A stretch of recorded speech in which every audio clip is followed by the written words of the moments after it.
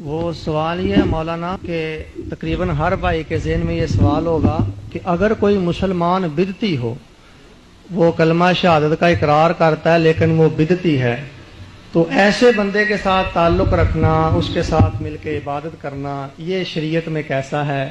بدعتی کا انجام بہت برا ہے، اور ملک میں ایسے فرق بھی موجود ہیں کہ جن میں بدعتیں موجود ہیں۔ ایسی صورتحال میں بحیثیت مسلم ہمیں کیا کرنا چاہیے؟ مضمون ہی ایک علیحدہ ہے۔ یہ میرے بھائی ہیں عبد المنان صاحب، انہوں نے جو بات دہرائی، یہ چیزیں ہیں تو اس لائق کے تفصیل سے نہیں سمجھا جائے۔ یہ ان پر ناراض نہیں میں ہوتا، شیعوں کے بارے میں یا اہل بیت کے بارے میں یا دوسرے حنفی سب کے بارے میں جو ذہنوں میں نا مغالطے دور کرنے چاہیے۔ میں مغالطے کہوں گا کہ ایک دوسرے کو پڑھتے نہیں، اس لیے طرح طرح کے سوال ہیں۔ میں جن نے اہل بیت کی بات کی ہے نا، جانتا ہوں کہ اہل بیت یہ ایسے کام کرتے ہیں، یہ بیتی لوگ ہیں۔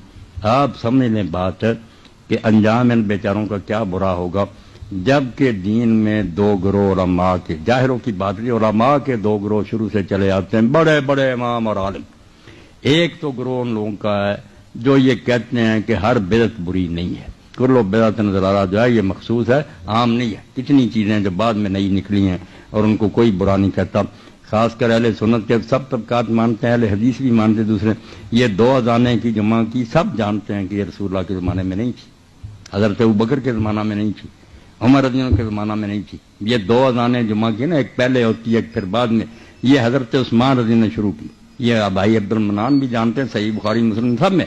اب کون اس پر کہتا کہ حضرت عثمان بدعتی تھے، یا جو یہ لوگ اذانیں دیتے ہیں دو بدعتی سارے دے رہے، یہ بدعت نہیں، حالانکہ نئی بات نکلی ہے۔ تو پھر اس لیے بڑا گروہ علماء کا، بڑے بڑے ان کے نام کیا بتاؤں، وہ کہتے ہیں کہ ہر بدعت بدعت سیاح نہیں ہے۔ بدعت دو قسم کی ہے، ایک سیاح کہ نئی بھی ہے اور بری ہے، دین کو نقصان اس سے پہنچتا۔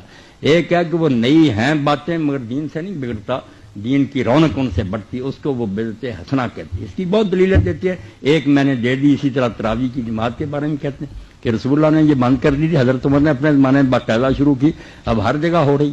تو یہ کہتے ہیں کہ دیکھا چیزیں نئی ہیں مگر اچھی، کوئی بری نہیں۔ اسی طرح وہ گروہ جو ہے نا، وہ ان علماء کا ہم یہ امام نووی ہیں، ابن عبدالسلام ہیں، ابن حجر حافظ ابن حجر فتح الباری میں کہتے ہیں، شوکانی کہتے ہیں، یہ اہل حدیث کے علماء وہ کہتے ہیں بالکل ٹھیک، ہر بیت بری نہیں، بیت 5 طرح کی ہے، ایک حرام ہے، ایک مباح ہے، ایک مکروہ ہے، ایک جو ہے نا وہ بالکل واجب ہے، فرض ہے وہ بدعت۔ کہ یہ بدعتی فرقوں سے جو ہم مناظرے کرتے ہیں، علم کلام کی کتابیں لکھی ہیں، وہ کہتے ہیں کہاں تھی پہلے لکھنی پڑی۔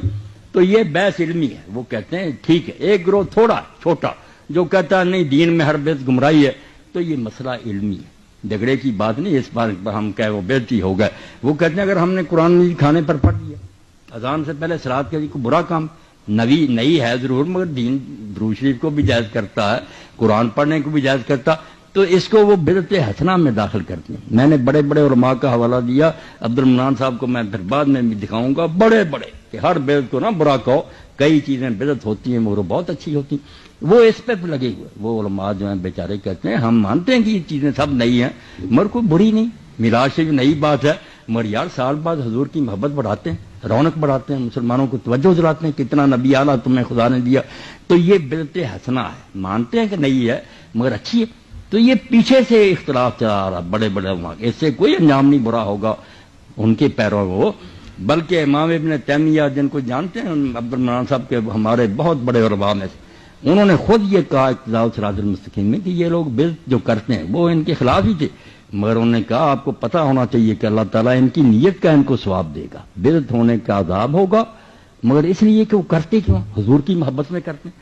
کہتے ہیں یہ نیت تو بہت اعلیٰ، اس کا ثواب بھی تولا جائے گا، اگر یہ بڑھ گئی محبت تو بدعت کا عذاب جو ہے کم ہو جائے گا، اللہ تولے گا او میرے نبی کی محبت نے کی۔ یہ خود انہوں نے کہا کہ میرے خیال میں ہے یہ بدعت کرتے مگر مقصد بہت اعلیٰ، اللہ اگر اس مقصد سے خوش ہوگا کہ نیت تو نیک تھی ان کی، تو آپ دخل نہ دیں، کسی کو دوزخ نہ بھیجیں، کچھ نہ کہیں، اپنی حد تک اگر آپ سمجھتے ہیں یہ کام نہیں ہونا چاہیے، میں بھی نہیں کرتا آپ نہ کریں، مگر کرنے والوں کو دعائی خدا کی نہ کافر کہیں نہ دوستی کہیں، وہ بھی ہمارے بھائی ہیں، اللہ رسول کے دیوانے ہیں۔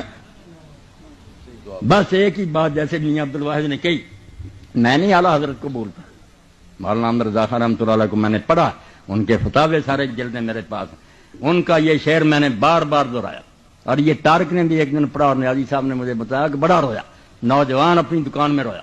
مولانا نے کیا کہا؟ لحد میں، کہتے ہیں اب قبر میں تو جانا ہی تھا، پتا تھا مرنا، لحد میں عشق رخ شاہ کا داغ لے کے چلے۔ ہم قبر میں کیا لے گئے؟ کچھ پلے نہیں تھا، رسول کی محبت کا داغ لے گئے۔ ہاں؟